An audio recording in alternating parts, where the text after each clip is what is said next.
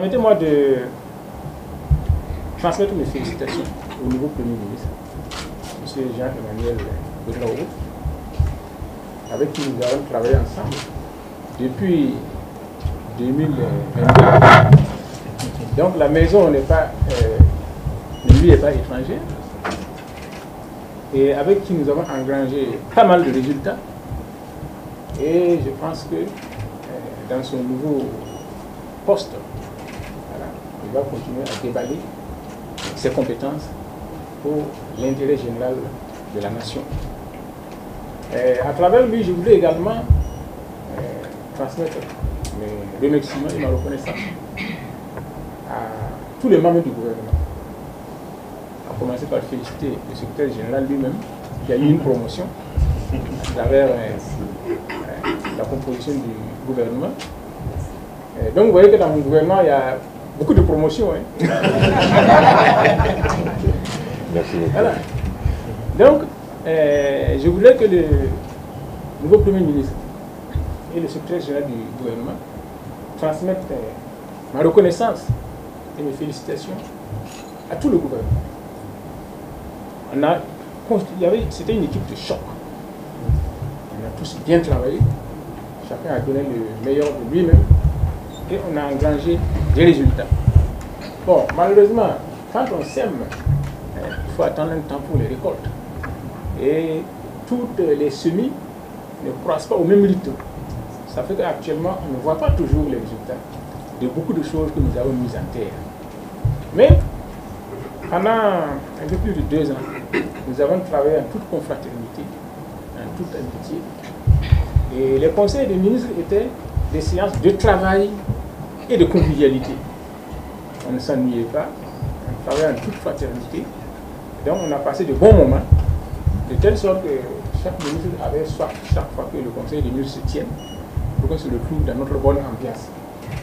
Donc je voudrais que vous leur transmettiez toutes mes félicitations et toute ma reconnaissance. Et beaucoup de gens d'entre eux m'ont envoyé des messages de félicitations et d'encouragement. Enfin, je voulais que vous transmettiez mes encouragements, mes félicitations et ma reconnaissance au chef de l'État, le capitaine Ibrahim Traoré. C'est lui qui m'a fait appel et avec ça nous avons cheminé ensemble. Alors, nos relations, au départ, c'était mon patron. Mais il était devenu mon patron, mon ami et mon frère. Pendant tout le temps que nous avons travaillé ensemble, il n'y a pas eu une seule fois de divergence entre nous. On avait des convergences de points de vue. C'est peut-être les méthodes qui pouvaient diverger, mais on avait les mêmes convictions et les mêmes objectifs. Donc, comme j'ai dit, il a d'abord été mon patron, maintenant il est devenu et mon patron, et mon ami, et mon frère. Et sous son leadership, nous avons engrangé beaucoup de résultats. Et comme j'ai eu à le dire tantôt, vous ne voyez pas encore tous les aspects de ce que nous avons semé.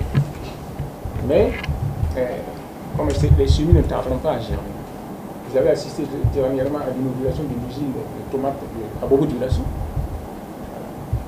Il y en aura d'autres. Il y aura l'usine de traitement des résidus miniers, tout. Et je peux vous dire que le chef de l'État a de grands projets et une grande vision pour le Burkina Faso. Et si ce qu'il a en tête se réalise, je peux vous assurer que les années à venir seront des années, n'est-ce pas, de prospérité de notre pays.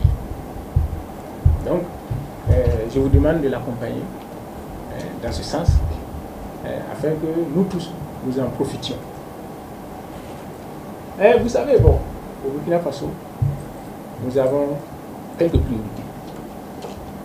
C'est d'abord la sécurité. Vous êtes venu à un moment où, sous le leadership du président Ibrahim Traoré, l'insécurité est en train d'être jugulée. Ce qui n'était pas le cas quand nous arrivions en octobre 2022. Mais sous son leadership, lui que j'appelle le stratège, il a su en peu de temps équiper le Burkina Faso et en matériel et en personnel pour permettre au pays de faire face à notre principal ennemi actuellement, qui est l'insécurité. Ensuite, il y a la refondation de l'État, qui est en cours. Donc, il serait bien qu'on puisse continuer dans ce sens-là. Parce que sans un État refondé, à l'image de notre État réel, les progrès seront difficiles. Et dans cette refondation, je pense que la transformation des mentalités, le décloisonnement des mentalités est nécessaire pour que les gens puissent prendre conscience de l'état réel de notre société et des objectifs que nous devons nous fixer. Vous êtes d'accord avec moi que on ne peut pas développer un pays dans l'indiscipline, dans le désordre, dans la saleté. Quand j'ai pris fonction, l'un des premiers objectifs que j'avais assigné au ministre des Transports et au ministre de la Sécurité, c'était de juguler la circulation routière dans les villes. Faire en sorte qu'il y ait le respect du code de la route, que les gens portent le casque, que les gens respectent, n'est-ce pas, le code de la route, que les mobilettes n'aillent pas rouler sur la chaussée des voitures, alors qu'il y a des pistes cyclables à côté, ce qui provoque beaucoup d'accidents de circulation, aux conséquences graves. Mais nous avons été confrontés à une réalité. Les différents ministres de la Sécurité m'ont fait savoir qu'actuellement, le personnel chargé du contrôle est mobilisé pour le faire. Ce qui reste n'est pas suffisant pour assurer le contrôle. Or, il est difficile d'ériger une règle quand on n'a pas les moyens de l'appliquer. Donc, il était difficile de dire que maintenant, là, il va falloir respecter le port de la route, le port du casque, etc. S'il n'y a pas de personnel pour faire le contrôle et éventuellement sanctionner. Donc, c'est ce qui a fait que ce projet jusque-là n'a pas reçu d'application. Mais je pense que maintenant, avec l'apaisement que l'on rencontre sur les différents fronts de combat, et avec le recrutement massif du personnel, et avec l'acquisition massive de moyens, d'ici peu, je pense qu'on pourra avoir le nécessaire pour assurer ce contrôle-là, afin que la circulation routière dans nos centres urbains devienne agréable et ne soit plus une hantise pour les gens qui sont amenés à prendre la route. Donc, tout ça, c'est la refondation de la société. La refondation de la société pour que nous puissions mieux vivre, nous épanouir en toute fraternité. Enfin, il y a un autre chapitre que j'estime comme étant le plus important. C'est le chapitre de la Confédération des États du Sahel.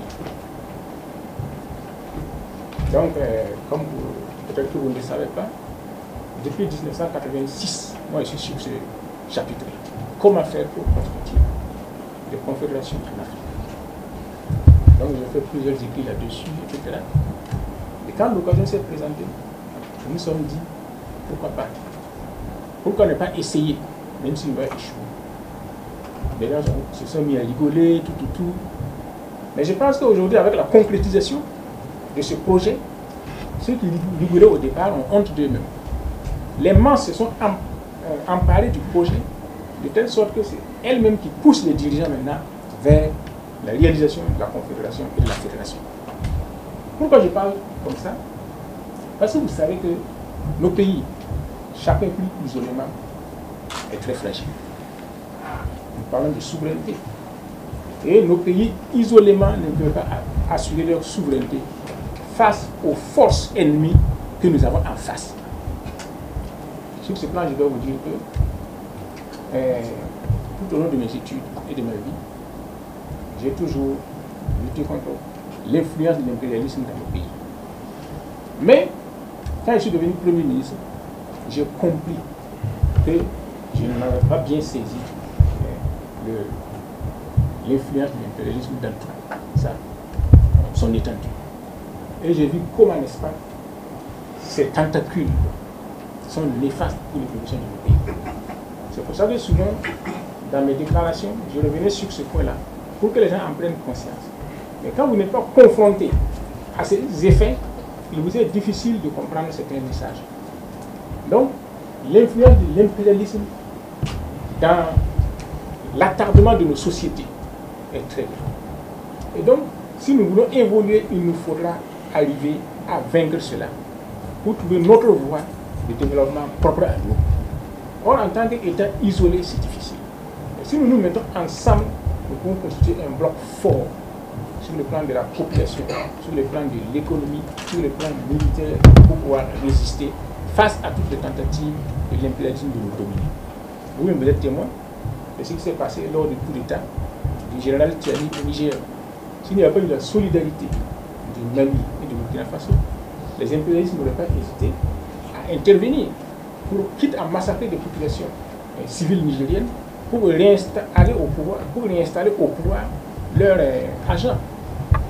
Donc, c'est pour ça que je souhaiterais que ce chantier-là, de constitution de la Confédération des États de l'AES, se consolide, et pour que nous puissions aboutir à une fédération et stabiliser nos institutions sous-régionales pour pouvoir faire face aux défis de la lutte contre les influences extérieures et aux défis du développement et de circulation libre de nos populations. Donc voilà les chantiers qui sont là, qui sont permanents. Voilà. Et c'est pour vous dire que vous aurez pas mal à faire. Voilà. Mais je pense que votre tâche est beaucoup plus facile parce que maintenant l'insécurité est de plus en plus jugulée. Et les gens commencent aussi à comprendre. Quand nous arrivions, la plupart des gens avaient des esprits formatés sur le modèle occidental. C'est-à-dire que la pensée était dirigée. Les gens n'étaient pas convaincus qu'on pouvait penser différemment. Mais maintenant, nous avons constaté qu'avec le travail que nous avons commencé à faire, beaucoup commencent à comprendre qu'on peut penser différemment. Et on peut se construire différemment. Donc, la tâche sera un peu plus facile pour vous. Et heureusement, vous avez un personnel qualifié, que ce soit au secrétariat général, que ce soit au cabinet ici, et qui est prêt à relever les défis. Pour peu qu'on leur fasse confiance. En tout cas, tout comme au sein du gouvernement, comme je vous ai dit, j'ai été en bonne intelligence avec tous les ministres qui sont passés dans les différents gouvernements. Au sein de la primature, ça a été la même chose. Je n'ai jamais eu de problème avec un personnel particulier, soit du secrétaire général, soit du cabinet, qui n'a pas trouvé sa solution dans l'entente. Voilà. Donc je pense que vous héritez, n'est-ce pas, d'une institution qui se fait bloc pour avancer. Alors vous avez tous les atouts pour réussir. Et donc je vous souhaite, n'est-ce pas, un bon parcours et que il y a tout parcours à une fin et qu'à la fin de votre parcours, vous puissiez être fiers de vous-même et de votre pays. Je vous remercie.